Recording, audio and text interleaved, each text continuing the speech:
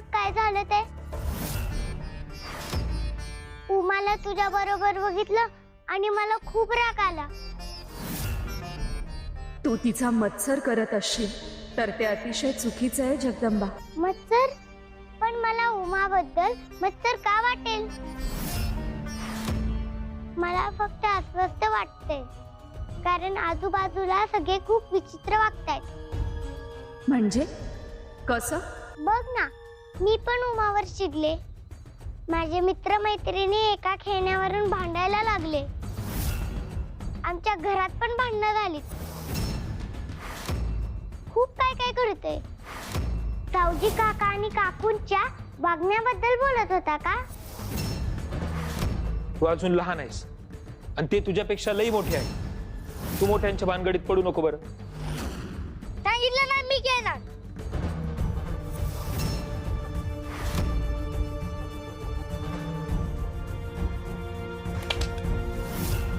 काय चाललंय तुमचं? चुकून लागून गेली आम्हाला सांगणारी. त्याचा अर्थ काहीतरी वेगळा असू शकतो जगदंबा. दैत्य माता दितींकडे 6 ऋतू आहेत. षडऋतू: माया, मोह, क्रोध, मद, काम आणि 6वा मत्सर.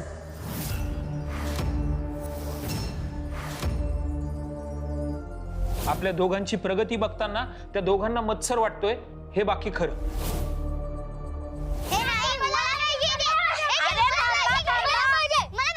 भांडू नका, माझा मत्सर करू नका.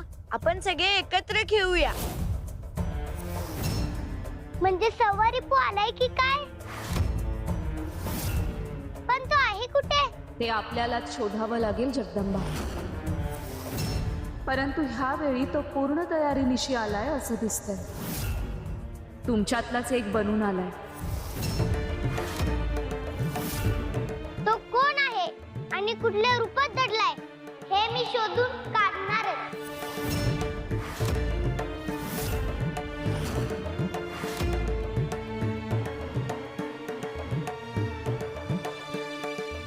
दादा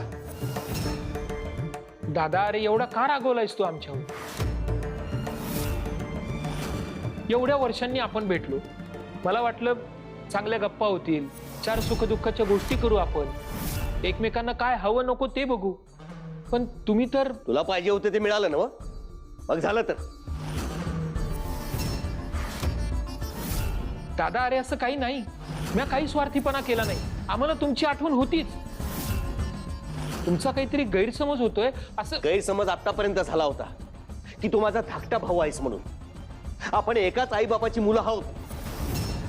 मला वाटलं होतं माझा जनक लहानपणी होता तसाच असेल, पण तू एवढा बदलशील असं वाटलं नव्हतं. फक्त स्वतःचा फायदा बघायला लागलास तू. जाऊबाई, अहो तुम्ही तरी समजावा त्यांना. तुम्ही समजताय तसलं काय बी नाही हो आमच्या मनात. आपण समोरासमोर बसून हा समदा वाद सोडवूया. वाद हाय कुठं? समध्या गोष्टी स्पष्टच आहे ना व. श्रीमंतीची नशा चढली आहे तुला बी. हे दागिने, छान छोकीच्या वस्तू, हे समद तुला हवंय. मी झाले राव आणि आम्ही राहिलो रंक.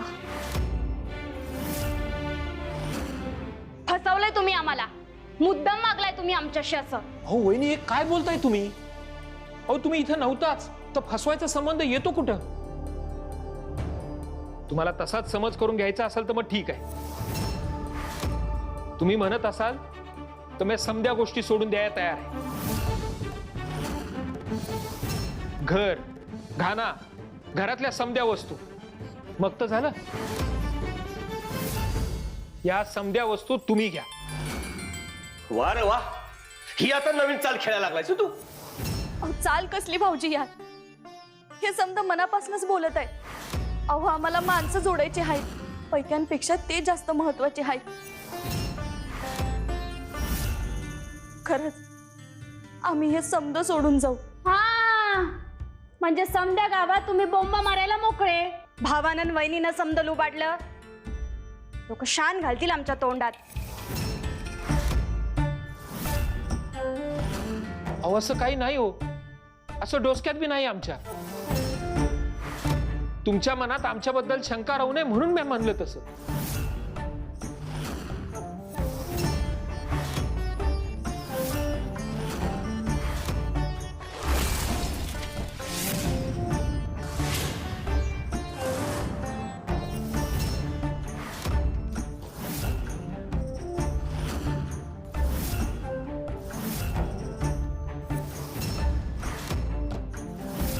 योगविद्येच्या मदतीने मी सगळीकडे शोध घेतला.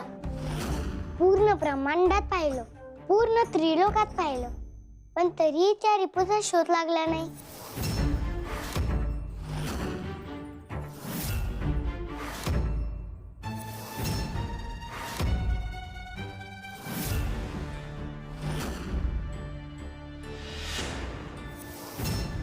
पण आजूबाजूला सगळीकडेच त्याचा प्रभाव वाटतोय, सगळीकडेच तो हातपाय पसरतोय. जगदंबा, तुला हे कसं कळलं ग? अगं, साक्षात महादेवांनी मला योगविद्या शिकवली आहे. तिच्या आधारे मी कुंडलीने जागृत केली, त्यामुळेच मला हे सगळं समजू शकतं. जगदंबा, तू तर तुळजाईचा अंश आहेस, पण तुझ्याकडे स्वतःच्याही खूप शक्ती आहेत. अगं, मी तुळजाईचा अंश आहे म्हणून तर या शक्ती माझ्याकडे येऊ शकल्या, नाहीतर कशा आल्या असत्या सांग बरं.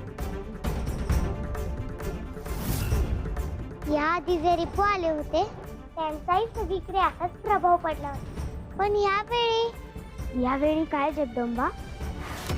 यावेळेचा प्रभाव जरा जास्तच दिसतोय ग. हा रिपू खूपच शक्तिशाली आहे. तो कुठल्या रूपात दडलाय तेही कळत नाहीये. ते लवकरात लवकर शोधून काढायलाच हवं.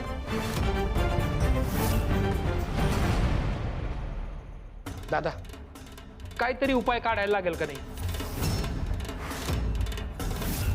मला सांग, तुझ्या मनात काय आहे ते आपण करू. उपाय सांगू? होय, खरंच सांग.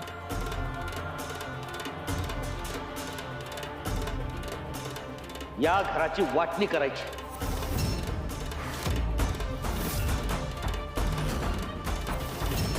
आणि वाटणी होईल ती माझ्याकडे असलेल्या एका वेगळ्या पद्धतीनं.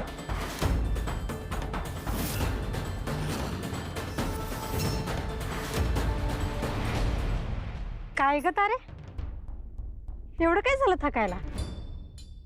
अगं, आज दिवसभर घरातली कामं करून करून पार दमायला झालंय बघ. घरात नकाच बरं आहे नाही,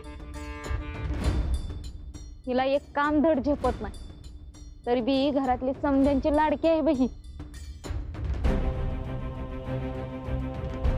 अगं ते जाऊ दे, तिच्या गळ्यात बघितलीस काय? नवऱ्यानं नवीन हार केलाय वाटतं.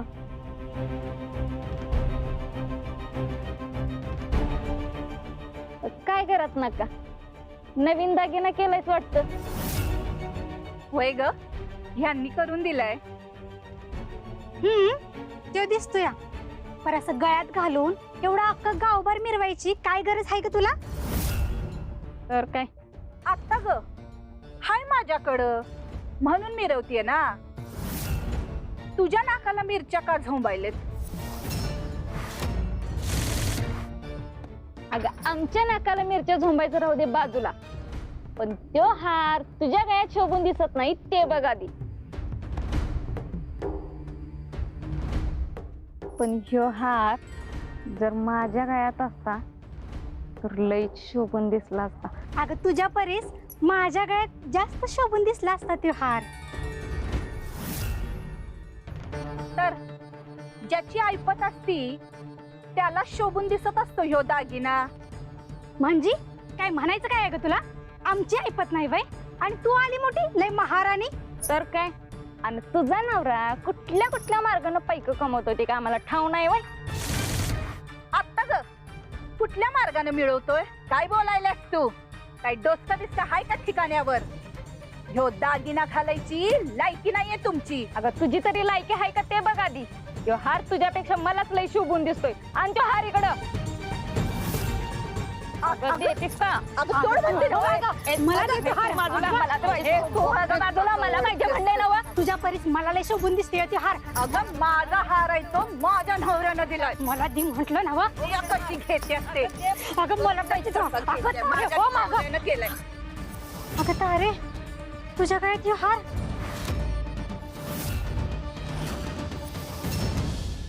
यो हार माझ्या गळ्यात कसा आला? आग यो हार तुझ्या बी गळ्यात आहे बघ. माझ्या माझ्याकडेच आहे. मी म्हंटलं नव्हतं मला लय शोभून दिसतो या म्हणून. जगदंबा, अगं काय जादू केलीस तू? अगं त्यांच्या मनातही मत्सर निर्माण झाला होता, तिथेही त्याचा प्रभाव पडला होता, म्हणून त्या भांडत होत्या. हा मत्सर तयार होण्याचं कारणच मी काढून टाकलं. छान केलं. माणसं वाईट नसतात ग. त्यांच्या मनात हे रिपू शिरले तर त्यांचं वागणं वाईट होतं. हो, पण आता ह्या रिपूचा सामना कसा करायचा? काहीतरी मार्ग काढायला हवाच आहे. आता तरी सुचलं नाहीये, पण सुचल काहीतरी.